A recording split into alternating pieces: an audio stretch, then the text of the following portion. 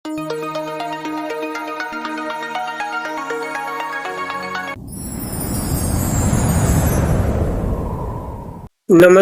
ગુજરાતના અધિકારી મિત્રો, આજે આપણે જોવાના છે 24 ઓક્ટોબર 2025 નું મોસ્ટ ઇમ્પોર્ટન્ટ પરીક્ષાલક્ષી કરંટ અફેર્સ।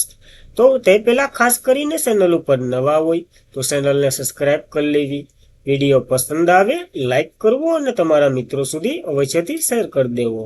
તો ચલીએ આજના ઇમ્પોર્ટન્ટ ક્લાસની આપણે શરૂઆત કરી દઈએ। તો વિશ્વ એનેસ્થેસિસ દિવસ 2025 ક્યારે મનાવવામાં આવ્યો છે? તો 20 ઓક્ટોબરના રોજ આ દિવસ દર વર્ષે મનાવવામાં આવે છે। આ એક ટાઈપની બીમારી છે જે હાડકાને અસર કરે છે। નોર્મલ જો આ ટાઈપના હાડકા હોય, પણ આ રોગ થાય પછી આ ટાઈપના મોટા મોટા ખાસાવાળા હાડકા બની જાય છે અને હાવ નરમ બની જાય, સમજી લો કે બટકી જાય ને એ ટાઈપના હાડકા બની જાય। તો એ બીમારી છે। તો દર વર્ષે 20 ઓક્ટોબરના રોજ વિશ્વ ઓસ્ટિયોપોરોસિસ દિવસ ઉજવવામાં આવે છે અને આ હાડકાના સ્વાસ્થ્યને મહત્વ પર ભાર મૂકે છે, નિવારણ પગલાંને પ્રોત્સાહન આપે છે અને ઓસ્ટિયોપોરોસિસ સંબંધિત જે ફ્રેક્ચરના ભારણને ઘટાડવા માટે વહેલી તકે નિદાન કરવામાં હાકલ કરે છે। તો ખાસ આ એક દિવસ યાદ રાખવો આપણને। અને 2025ની થીમ જે અસ્વીકારિત છે, તો ખાસ થીમ પણ નાની એવડી છે તો યાદ રાખવી।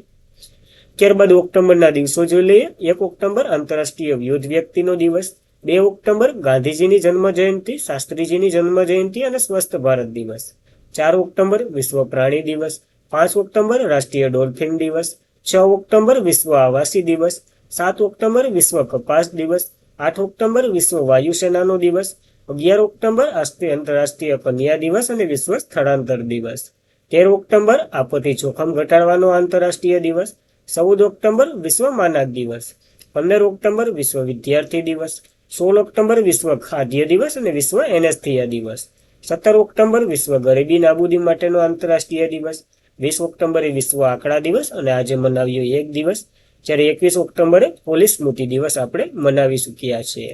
તો યાદ રાખવા આ ઇમ્પોર્ટન્ટ ઓક્ટોબરના દિવસો। ત્યારબાદ તાજેતરમાં જ કોણ ભારતીયોને ક્રિકેટર એસોસિએશનના પ્રમુખ તરીકે બનાવવામાં આવ્યા છે? તો શાંતા રંગાસ્વામીને બનાવવામાં આવ્યા છે, જે ક્રિકેટરના ખેલાડી પણ છે। તો ભારતીય મહિલા ક્રિકેટ ટીમના ભૂતપૂર્વ કેપ્ટન શાંતા રંગાસ્વામી ભારતીય ક્રિકેટ એસોસિએશનના પ્રમુખ તરીકે ચૂંટવામાં આવ્યા છે, જ્યારે દિલ્હીના ભૂતપૂર્વ ઓપન વેંકટેશ સુંદરનને સેક્રેટરી તરીકે ભૂમિકા સંભાળશે અને આ ચૂંટાયેલ પ્રથમ છે મહિલામાં, તો ખાસ યાદ રાખવા।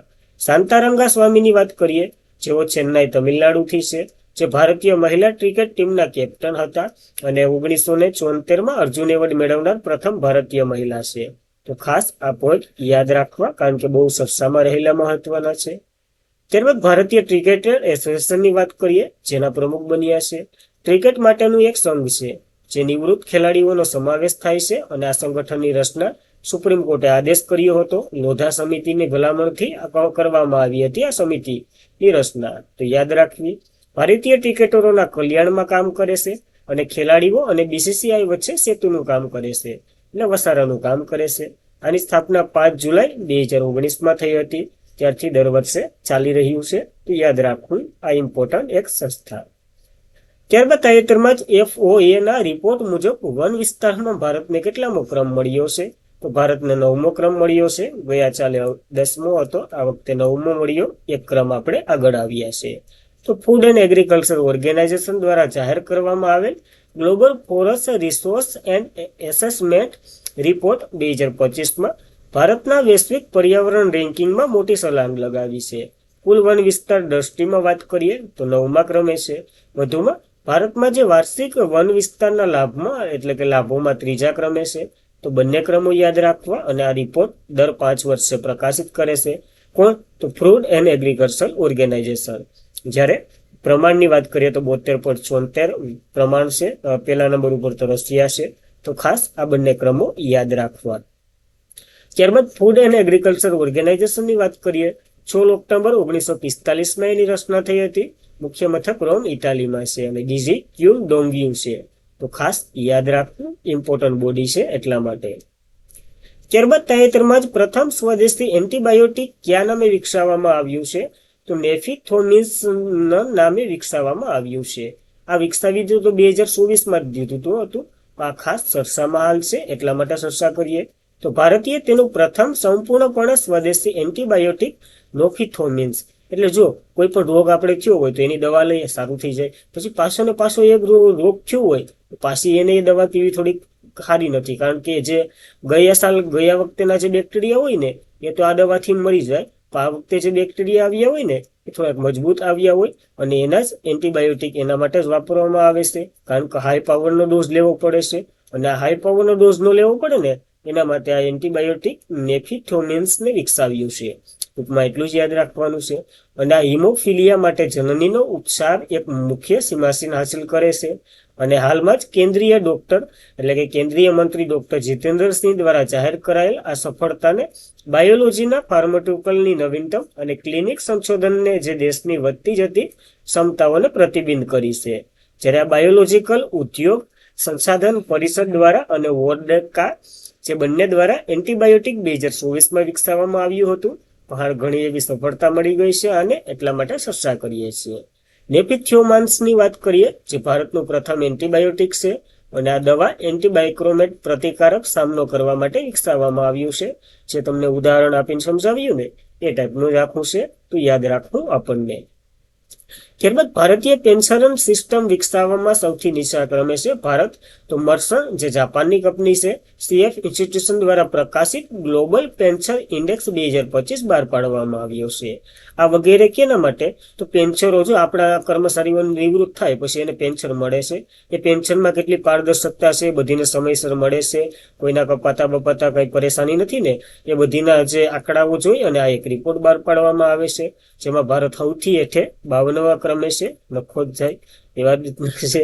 સિંગાપુર પહેલા ક્રમે છે, કેટલા 80 કેટલા પોઈન્ટ સાથે, તો 80 પોઈન્ટ એનો એકંદર સ્કોર છે એનો. તો ખાસ યાદ રાખવું, ભારતનો સ્કોર જોયા જેવો નથી, કારણ કે જરાય જોયા જેવો જ નથી જોયા જેવો તો નથી. જોઈ લે તોય 100માંથી કેટલા આવ્યા? 43.8નો સ્કોર સાથે 52મા ક્રમે છે. તો ખાસ ભારત 52મા ક્રમે છે, પહેલા નંબર ઉપર સિંગાપુર છે, અને ભારતને ડી કેટેગરીમાં નાખ્યો જ્યારે સિંગાપુરને એ કેટેગરીમાં નાખ્યો છે. અને રેન્કિંગ પ્રાપ્ત કરનાર પ્રથમ એશિયાનો દેશ બન્યો છે, તો ખાસ સિંગાપુરને પણ યાદ રાખવું આની સાથે. ત્યારબાદ કયા રાજ્યના બોરથા ધર્મને અલગ વસ્તી ગણતરીનો કોડ મળ્યો છે? હવે અલગ વસ્તી ગણતરીનો કોડ શું છે? તો આપણને ખબર છે, આપણે હિન્દુ છે, મુસ્લિમ હે, શીખ હે, જૈન હે, બૌદ્ધ હે, એવી રીતના આને કોડ વાઇઝ કહીએ ને, તો આ બોરથા ધર્મને અલગ કોડ મળ્યો છે અને આસામની જનજાતિ છે એક આદિજાતિ, તો યાદ રાખવી. તો આસામ બોડો સમુદાય દ્વારા પાડવામાં આવતા બોથો ધર્મને એક અલગ કોડ આપવામાં આવ્યો છે, જે રાષ્ટ્રીય સ્થળે તેની ધાર્મિક ઓળખ વખતે માન્યતા મળી છે. હવે આ વસ્તી ગણતરીમાં ધાર્મિક સંહિતા એટલે કે અલગ કોડ શું છે? તો જ્યારે વસ્તી ગણતરી હાથ ધરવામાં આવે ને ત્યારે દરેક વ્યક્તિને પોતાના ધર્મની જાહેર કરવો પડે, એ કોઈનો છુપાવી શકે. હાલ 6 ધર્મોમાં હતા, હિન્દુ, મુસ્લિમ, શીખ, પછી ખ્રિસ્ત છે, બૌદ્ધ છે, જૈન છે, જેમાં એક અલગ મળી ગયો છે. કયો આપણને મળ્યો? બોરથો ધર્મ મળી ગયો છે.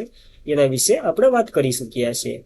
પરંતુ હવે પહેલીવાર બોરથો સમુદાય જે બોડો સમુદાય, અને વધારે પડતા આસામમાં બોડો, ડોંગરી ને સંથાલી ને એ બધી યાદ જોવા મળે છે, બોરથો ધર્મ અલગ કોડ આપવામાં આવ્યો છે.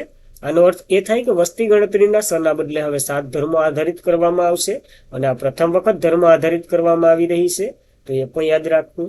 આ વસ્તી ગણતરી ભારતની 16મી અને સ્વાતંત્રતા બાદની 8મી હશે, તો એ પણ યાદ રાખવું. 2 તબક્કામાં હાથ ધરવાની છે આપણને. પહેલો તબક્કો 2027 સુધીમાં હાથ ધરવામાં આવશે. 11 ઓક્ટોબરથી 2026થી શરૂઆત થાય, 2027 સુધીમાં પૂર્ણ કરી દેવાનો છે. લદ્દાખ, જમ્મુ કાશ્મીર, હિમાચલ પ્રદેશ, ઉત્તરાખંડ વગેરેમાં આ હાથ ધરવાનો છે. બીજો તબક્કો 2027થી શરૂઆત થવાનો છે. બીજા વધેલા સમગ્ર ભારતમાં ગણતરી કરવામાં આવશે, તો યાદ રાખવા આ ઇમ્પોર્ટન્ટ પોઈન્ટો. ત્યારબાદ તાજેતરમાં ચર્ચામાં રહેલ ઉડાન યોજના ક્યારે શરૂ કરવામાં આવી હતી? તો 21 ઓક્ટોબર 2016ના રોજ આ યોજના શરૂ કરવામાં આવી હતી, અને હાલ આને 9 વર્ષ પૂર્ણ કરી લીધા છે, એટલા માટે ચર્ચામાં છે. તો નાગરિક ઉડ્ડયન મંત્રાલયે જણાવ્યું, પ્રાદેશિક જોડાણ ઉદ્દેશ એટલે કે ઉડે દેશ કા આમ નાગરિક આનું ફૂલ ફોર્મ છે. એક 9 વર્ષ 3.23 લાખ ફ્લાઇટ દ્વારા 1.56 કરોડ મુસાફરીઓને ઉડાડી દીધા, એટલે કે આ ઉડાન મેળવી લીધી. રાષ્ટ્રીય નાગરિક ઉડ્ડયન નીતિ હેઠળ 21 ઓક્ટોબર 2016ના રોજ આ યોજના શરૂ કરવામાં આવી હતી. ઉડાન નામની હાલ એની 9મી વર્ષગાંઠ ઉજવી રહ્યા છે. નવી દિલ્હીમાં આયોજિત એક કાર્યક્રમમાં આવું બધી જણાવ્યું છે. આનો ઉદ્દેશ્ય શું છે? તો આ યોજના દ્વારા સરકાર અને ખાનગી જાહેર હવા સેવાઓ છે ને એનું સંચાલન કરવામાં આવે અને હાલના હવાઈ માર્ગો ઉપર એરપોર્ટ ઉપર તમારું પ્લેન ઉડાડી અને દેશનો આમ નાગરિક અથવા તો ગ્રામીણ લોકોને ઓછા ખર્ચે આમાં ઉડી શકે અથવા તો પ્લેનમાં બેસવાનો મોકો મળે એ ટાઈપની કંઈક આ યોજના છે. વધારે રસ લેવાની જરૂર નથી, આપણે ઉડવાના જ નથી. તિહાર તહેવારનો મુખ્ય એટલે કયા દેશમાં ઉજવવામાં આવે છે? તો નેપાળમાં ઉજવવામાં આવતો એક મુખ્ય તો તહેવાર છે. આ 5 દિવસના મહત્વના આખા પિક્ચર છે. પેલા કાગડો, પછી કૂતરો, પછી બળદ, ગાય હોય, પછી બળદ હોય અને પછી ભાઈ અને લક્ષ્મી માતાની પૂજા કરવામાં આવે છે. તો તિહાર 5 દિવસીય હિન્દુ તહેવારનો મુખ્ય નેપાળમાં ઉજવવામાં આવે છે. પહેલો દિવસ કાગ તહેવારના નામે ઉજવવામાં આવે છે, જેમાં કાગડાની પૂજા થાય. બીજો તહેવાર કુકુર તહેવાર કહેવામાં આવે છે, જેમાં કૂતરાની પૂજા થાય. ત્રીજો તહેવાર ગાય પૂજા કરવામાં આવે છે. ચોથો દિવસ બળદની પૂજા અને છેલ્લો એટલે કે 5મા બહેન તેના ભાઈને તિલક લગાવી અને આ પૂજાનો અંત કરે છે. એવી ટાઈપની છે, તો ખાસ યાદ રાખવો આ એક ઉત્સવ. નેપાળની વાત કરીએ, કેપિટલ કાઠમંડુ, નેપાળી રૂપિયો, ત્યાંનું ચલણ રામચંદ્ર પૌંડલ તો નથી. હાલ કોણ છે? એ તો પ્રમુખ અથવા તો રાષ્ટ્રપતિ રામચંદ્ર પૌંડેલ જ છે. એને સુશીલા કાંકીને જે ત્યાંના પહેલા પીએમ બન્યા એને શપથ લેવડાવ્યા હતા. તો યાદ રાખવા આ અપોઇન્ટમેન્ટ સાથેની વાત. તો ભારત અને કયા દેશ વચ્ચે દરિયાઈ કવાયત જીમેક્સ 2025ની 9મી આવૃત્તિ શરૂ થઈ છે? જી એટલે જાપાન, મેરીટાઈમ એટલે જાપાન ઇન્ડિયા મેરીટાઈમ એક્સરસાઇઝ એકિકાનું ફૂલ ફોર્મ થાય છે.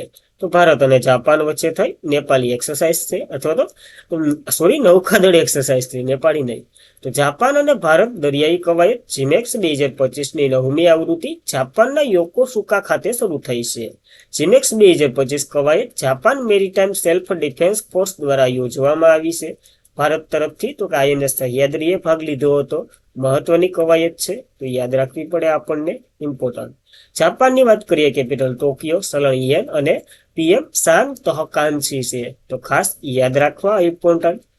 ત્યારબાદ બોલિવિયાના નવા રાષ્ટ્રપતિ મળ્યા છે, રોડ્રિગો પાંચ એ ચૂંટાયા છે.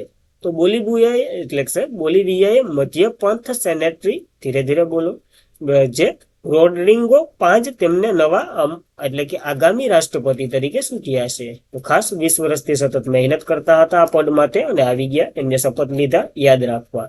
બોલિવિયાની વાત કરીએ, કેપિટલ સુન્કે છે અને ચલણ બોલિવિયન છે.